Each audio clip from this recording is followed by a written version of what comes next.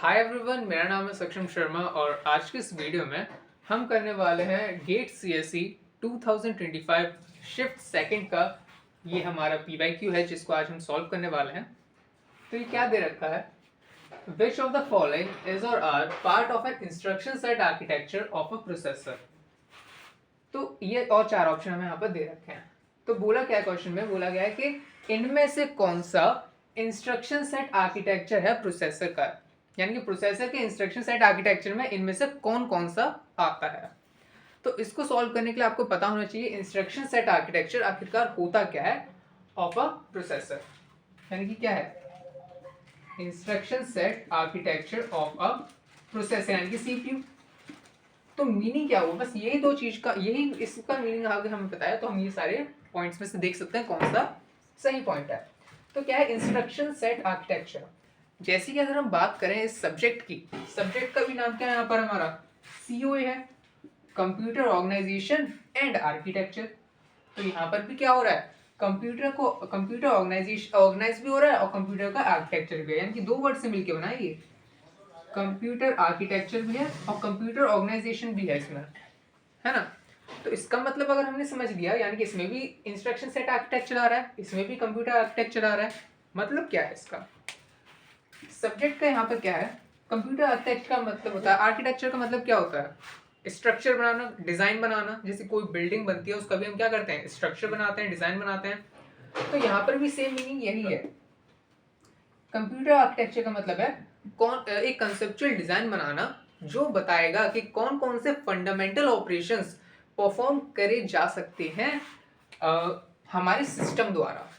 Computer architecture की अगर मैं बात करूं, क्योंकि इसमें क्या करेंगे हम सिस्टम बनाएंगे। अब सिस्टम का ब्लूप्रिंट बनाएंगे, मतलब कंसेप्चुअल डिजाइन जिसे कहते हैं। सिस्टम का एक सिस्टम होगा, उसका ब्लूप्रिंट बनाएंगे और ये हमें ये भी बताता है कि कौन कौन से फंडामेंटल ऑपरेशंस परफॉर्म कर सकता है। यानी कि ये सब कुछ सिर्फ हमें बताता है व्हाट दे डू, वो क्या कर सकता है, वो सिस्टम क्या कर सकता है, बस वो ये बताता है। आर्किटेक्चर से बस ये पता चलता है कि ये सिस्टम क्या कर सकता है, फंडामेंटल ऑपरेशंस कौन कौन से परफॉर्म ये कर सकता है। कंप्यूटर ऑर्गेनाइजेशन की अगर हम बात करें, इसी आर्किटेक्चर का इंप्लीमेंटेशन होता है, यहां पर इंप्लीमेंटेशन पार्ट होता है।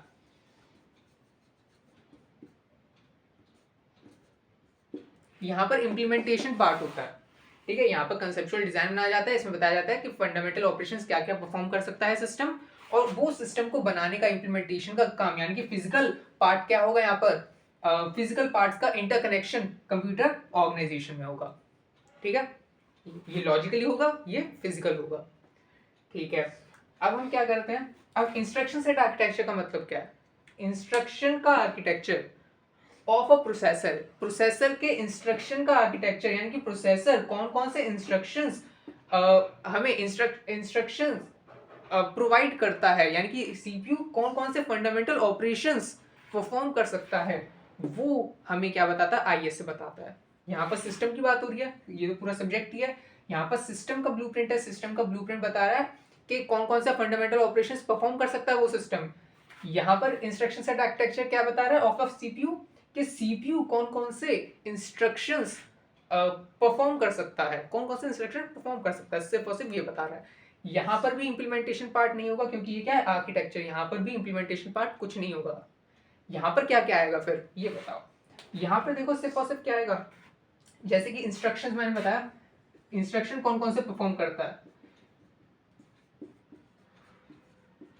जैसे कि क्या हो गया कि मतलब सीपीयू क्या कर सकता है, व्हाट दे डू। यहाँ पर सिस्टम की बात हो रही थी, यहाँ पर सीपीयू की बात होगी, व्हाट दे डू। सिस्टम क्या क्या कर सकता है, ऐड कर सकता है, मल्टीप्लाई कर सकता है, लोड कर सकता है, स्टोर कर सकता है। तो add, subtract, multiply, load, store, तो ये सीपीयू कर सकता है। तो हम उसमें ये लिखेंगे फंडामेंटल ऑपरेशंस क्या क्या परफॉर्म कर सकता है सीपीयू, वो चीज है। बस इतना ध्यान रखो, जो भी आपको इसमें सही लगे डिफाइन में। इंस्ट्रक्शंस क्या क्या परफॉर्म कर सकता है सीपीयू, वो चीज आएगी इसमें। और क्या आएगा आईएसए ऑफ प्रोसेसर में, कि एड्रेसिंग मोड आ जाएंगे। सीपीयू क्या कर सकता है, कौन सा एड्रेसिंग मोड यूज करता है, एड्रेसिंग मोड। एड्रेसिंग मोड आपने सुने होंगे, जैसे कि एड्रेसिंग मोड के हमें कहाँ पर मिलेगा, अपनी वैल्यू कहाँ पर मिलेगी। जैसे कि किसी में मेमोरी में मिल जाती है वैल्यू, किसी में डायरेक्ट एड्रेसिंग मोड होता है। जैसे टाइप्स ऑफ एड्रेसिंग मोड पढ़े होंगे, नहीं पढ़े तो पढ़ सकते हो कि इनडायरेक्ट एड्रेसिंग मोड होता है, इनडायरेक्ट एड्रेसिंग मोड होता है, एक रजिस्टर से वैल्यू मिलती है। और इमीडिएट एड्रेसिंग मोड होता है। ऐसे कई तरीके के एड्रेसिंग मोड होते हैं। किसी में base plus offset addressing mode भी होता है कि बेस वैल्यू को मिला के ऑफसेट के साथ तब वहाँ पर एड्रेस पता चलता है कि हमारा डेटा कहाँ पर है। तो एड्रेसिंग मोड का मतलब अगर आपको बिल्कुल नहीं पता तो बता देता हूँ कि एड्रेसिंग मोड ये बताता है कि डेटा कहाँ पर मिलेगा। ठीक है, डायरेक्ट एड्रेसिंग मोड होता है, रजिस्टर डायरेक्ट एड्रेसिंग मोड होता है, इमीडिएट वैल्यू होती है, इमीडिएट वैल्यू कि यूजर ने सीधा इनपुट दे दी तो कैसे कैसे डेटा सीपीयू को मिलेगा। मतलब सीपीयू बताता है कि मुझे डेटा मेमोरी से चाहिए, मुझे डेटा यूजर के इनपुट से चाहिए, यूजर के इनपुट से चाहिए तो इमीडिएट एड्रेसिंग मोड होगा, मेमोरी से चाहिए तो अलग अलग तरीके के एड्रेसिंग मोड होते हैं, 6-7 तरीके, वो हमने वो पढ़ चुका है। तो ये भी क्या होगा, हमारा कंसेप्चुअल डिजाइन में आएगा कि सीपीयू कौन कौन सा एड्रेसिंग मोड क्या करता है, प्रोवाइड करता है। और क्या क्या आ सकता है इसमें, डेटा फॉर्मेट आ सकता है। डेटा फॉर्मेट जैसे कि डेटा फॉर्मेट 2 तरीके के होते हैं, वैसे यहाँ पर इसमें लिख देता हूँ डेटा फॉर्मेट। डेटा फॉर्मेट कैसे 2 तरीके के होते हैं, डेटा कि डेटा हमारा किस फॉर्मेट में, नंबर में है कि हमारा फ्लोट कि हमारा कैरेक्टर है, कैरेक्टर में भी कौन सा है, अस्काई है या फिर EBCDIC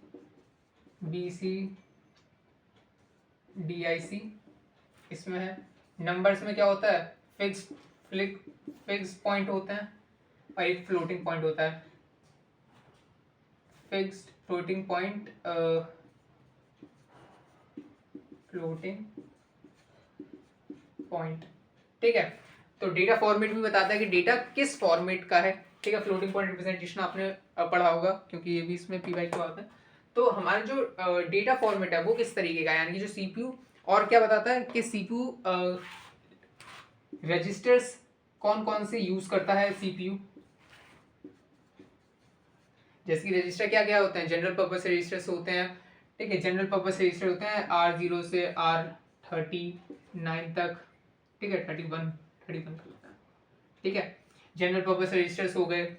स्पेशल पर्पस रजिस्टर होता है, एक्यूमुलेटर होता है, स्टैक पॉइंटर होता है, प्रोग्राम काउंटर होता है, स्टैक पॉइंटर होता है और एक्यूमुलेटर होता है। तो ये सारे क्या होते हैं, हमारे बहुत सारे यहाँ पर रजिस्टर्स हैं जिनका सीपीयू यूज करता है। तो उसमें भी हम क्या बता रहे हैं, व्हाट दे डू, सीपीयू क्या क्या कर सकता है, इंस्ट्रक्शंस कौन कौन से परफॉर्म कर सकता है, एडिशन कर सकता है, सब्ट्रैक्ट कर सकता है, लोड कर सकता है, स्टोर करता है, मल्टीप्लाई कर सकता है, डिवाइड कर सकता है, एड्रेसिंग मोड का यूज करता है। यानी कि बस इसमें डिजाइन बता रहे हैं कि हमारा सीपीयू जो है क्या क्या कर सकता है। इंस्ट्रक्शन सेट आर्किटेक्चर ये बताता है कि सीपीयू जो है क्या क्या कर सकता है, क्योंकि लिखा है instruction set architecture of processor, processor का इंस्ट्रक्शन सेट आर्किटेक्चर बताओ कि प्रोसेसर क्या क्या कर सकता है।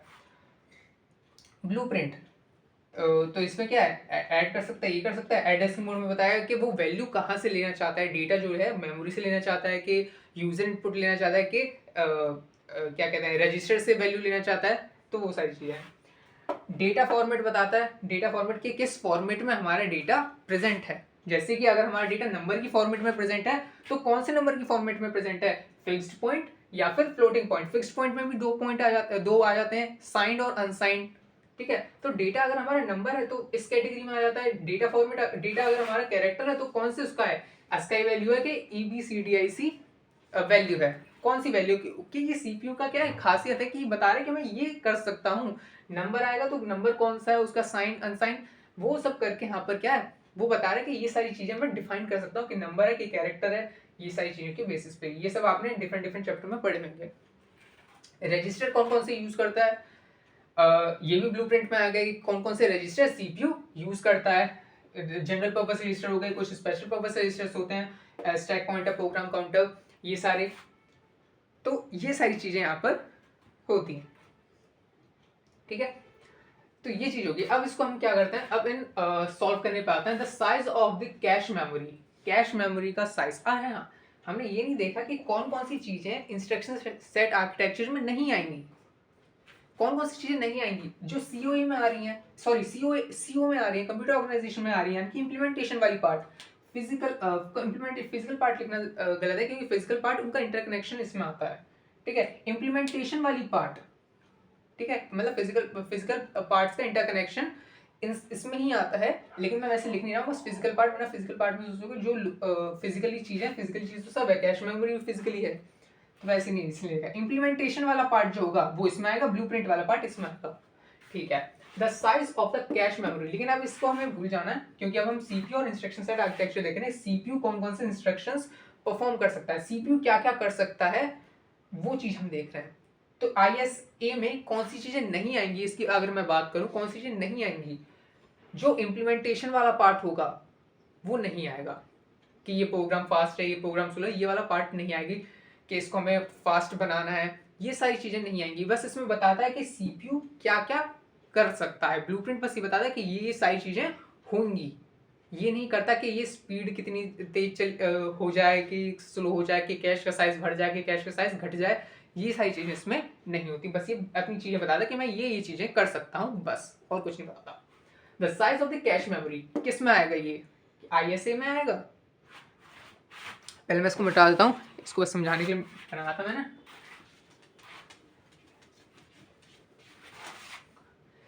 हाँ, तो क्या होगा, size of A cache memory, cache memory का साइज किस में आएगा, ISA में आएगा या नहीं आएगा, नहीं आएगा। क्यों, इसमें साइज की बात हो रही है। इनपुट आउटपुट ऑर्गेनाइजेशन हो गया, मेमोरी ऑर्गेनाइजेशन हो गया, कि मेमोरी कैसे ऑर्गेनाइज करी गई है, ये सारे इसमें थोड़ी आता है, कि कैश का साइज क्या होगा, ये इसमें थोड़ी आएगा, ठीक है।